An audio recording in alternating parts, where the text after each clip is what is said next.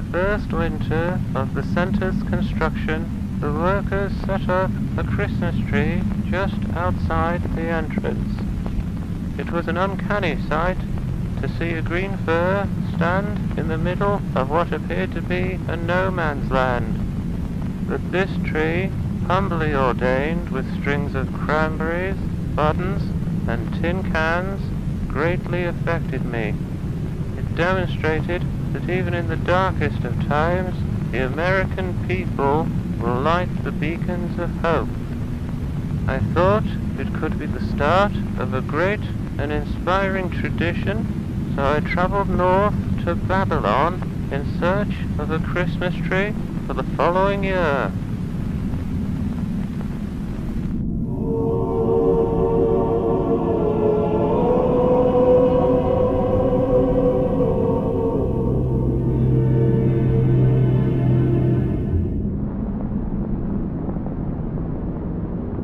For 12 days and 12 nights, Mr. Rockefeller looked for the best tree in the forest. How about this one, Mr. Rockefeller? No, it's much too short. How about this one, Mr. Rockefeller? No, it's much too tall. How about this one, Mr. Rockefeller? No, it's much too average. Mr. Rockefeller soon feared that he would leave empty-handed. Then, on the 12th night, just as he was packing up his stuff, Mr. Rockefeller heard the sweetest tune in the air. It sounded as though the very wind itself had fallen in love. He and his men followed the song and found themselves at the base of a very, very special tree. How about this one, Mr. Rockefeller? It's perfect. For the rest of the night, the men swung their axes at the special tree. Chop, chop, chop. However, when the sun rose, the tree was still standing. Their axes had left no marks at all. Mr. Rockefeller was surprised. The next day, Mr. Rockefeller and his men laid 100 sticks of dynamite around the tree. 3, 2, 1, boom! Yet, the special tree continued to stand. Mr. Rockefeller was surprised. So Mr. Rockefeller decided to hire the best team of grave diggers to take the tree out of the ground. After a week of digging, they told Mr. Rockefeller, "The tree will be out in 3 years at this rate." Mr. Rockefeller was surprised, but he decided to let the grave diggers work. He would pick the next 3 best trees for the next 3 Christmases. But by the 4th year, the special tree was ready to display.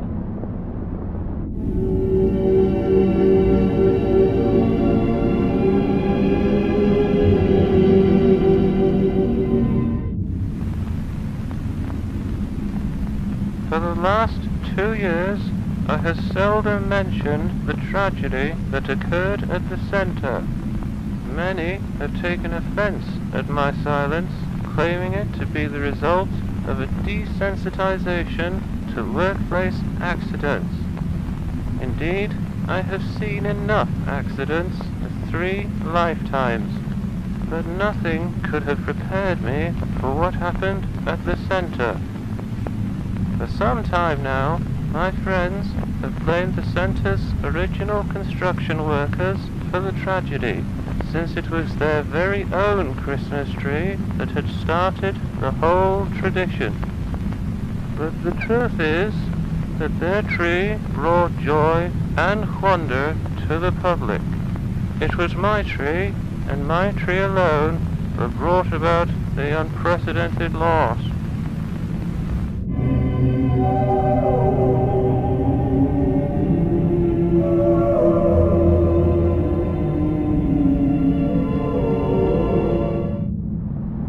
On a cold December morning in Midtown Manhattan, Rockefeller's men slowly raised the special tree. Heave ho! Heave ho! Heave ho! By the afternoon, the special tree stood tall and still. It was unlike any other tree, having no color, branches, or leaves. The mayor of New York, Mr. Guardia, thought that the tree was too bare and asked for branches to be added so that ornaments could be hung. Mr. Rockefeller didn't agree. He thought the tree was perfect, just the way it was. But since Mayor Guardia had been one of his best friends, Mr. Rockefeller told his men to glue some branches on. I, Virginia, watched as the men placed branches on the special tree. I had saved my money for over 9 months to purchase a little star ornament because I wanted to be the very first person to decorate the Rockefeller Christmas tree. It laid in my pocket while I watched because I planned to hang my ornament as soon as the tree was standing.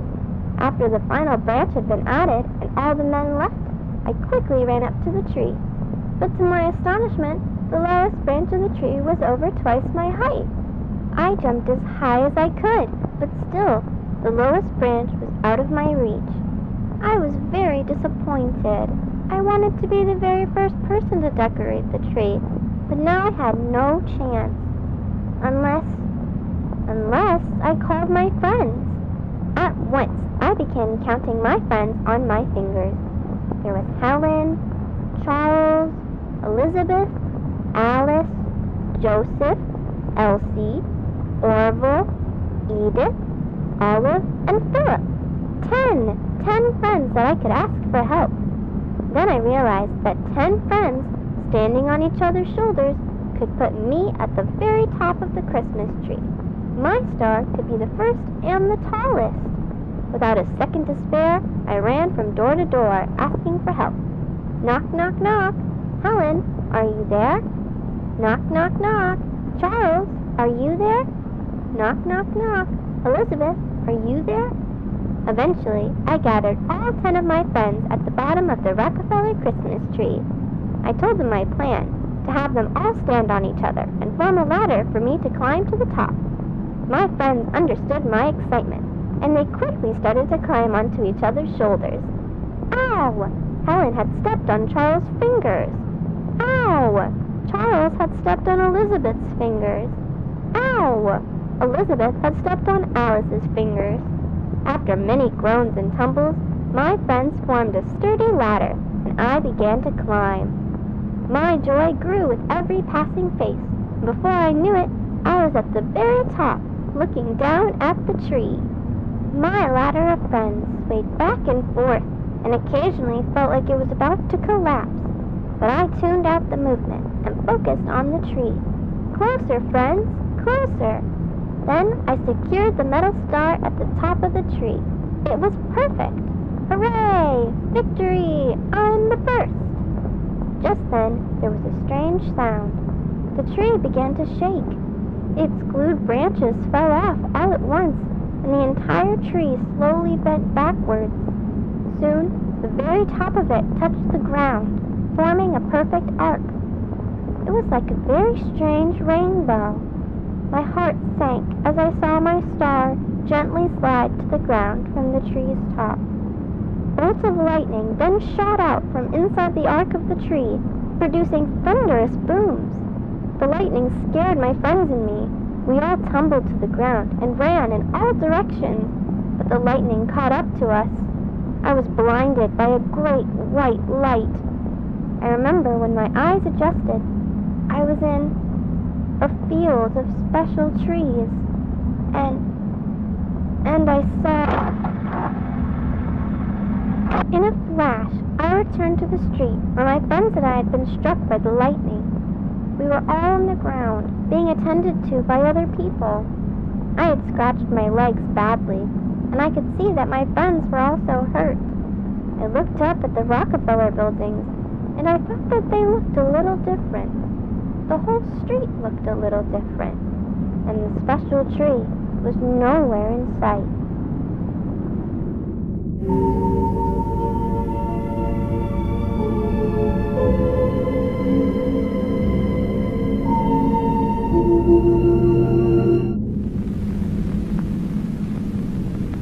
It is only natural for the reader at this point to wonder why the incident has been referred to as a tragedy. There had been no loss of life, and, aside from a few temporary scorch marks on the center, no damage to the surrounding property.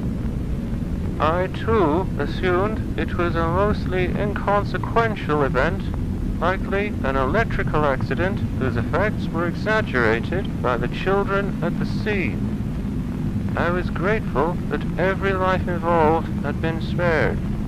A death at the center would have weighed heavily on my mind for some time, but when I encountered the results of the children's medical examinations, I wished that a death had occurred in place of the unfathomable.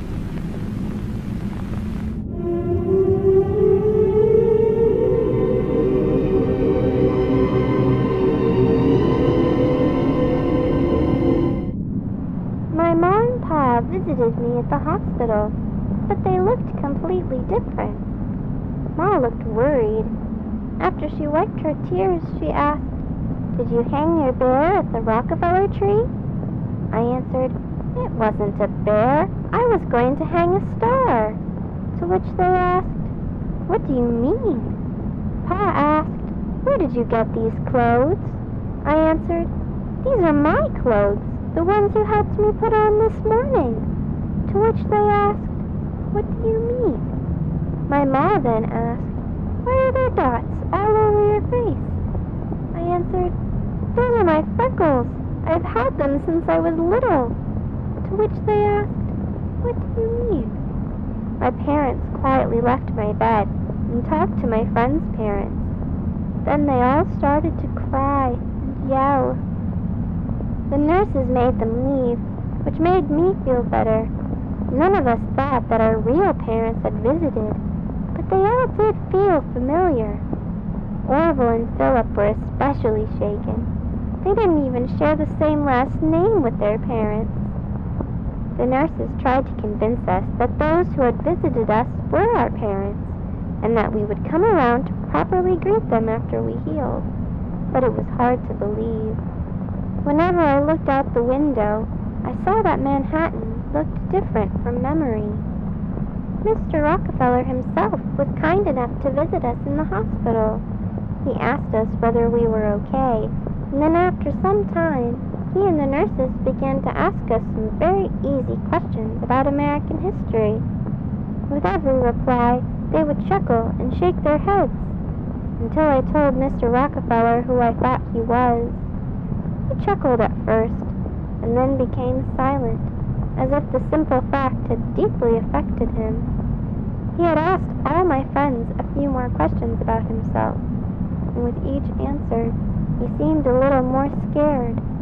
Mr. Rockefeller quietly stood with the nurses for a while, before he wished us a Merry Christmas and left. That evening, the nurses took x-rays of us to make sure we hadn't broken our ribs. Usually, those taking the x-rays are more than happy to show their patients what the pictures looked like.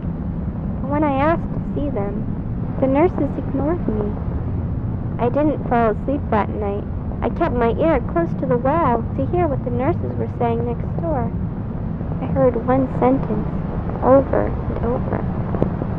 "Everything's backwards." I wonder what they meant by that. I never told my friends, because I didn't want to scare them. But I spent the rest of the night with my hand to my chest, wondering if my heart was ever on the right side.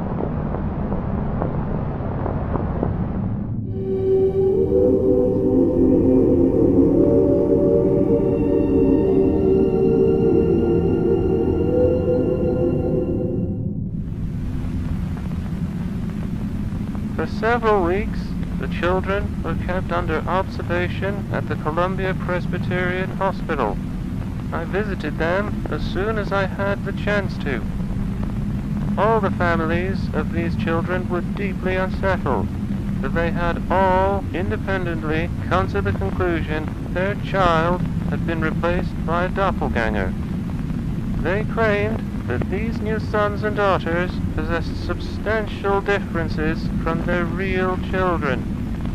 The majority of differences involved altered physical attributes and the inability to recognize familiar locations and characters, such as their parents and their homes. 2 boys even claimed to have names different to those that their mothers had given them at birth. But of all the discrepancies, the most bizarre was their faulty recollections of notable persons and events. For instance, each of the affected children claimed that I had become the wealthiest man in America through an oil monopoly. It is common knowledge that I did indeed work at an oil refinery in my youth, but to entirely deny my 2 terms as president and insist instead that I had always been a mere philanthropist struck me as being particularly odd. The families were agonized by the children's behavior. Some continued to search for their real children. I support their endeavors, for I do not believe that the children's afflictions were the result of hysteria. Every day I find myself recollecting the day that I had selected the tree. I have since realized the difficulties involved in the removal of it should have repeatedly discouraged me. And had I been discouraged, the families of those children would not be experiencing the anguish that they currently have. Perhaps I never had the opportunity to select another tree. Perhaps I was meant to select that tree regardless of my persistent character. Perhaps we are all trolleys, forced to follow the path of the track to each of our destinations. I take solace in that thought. Or perhaps the tree chose me.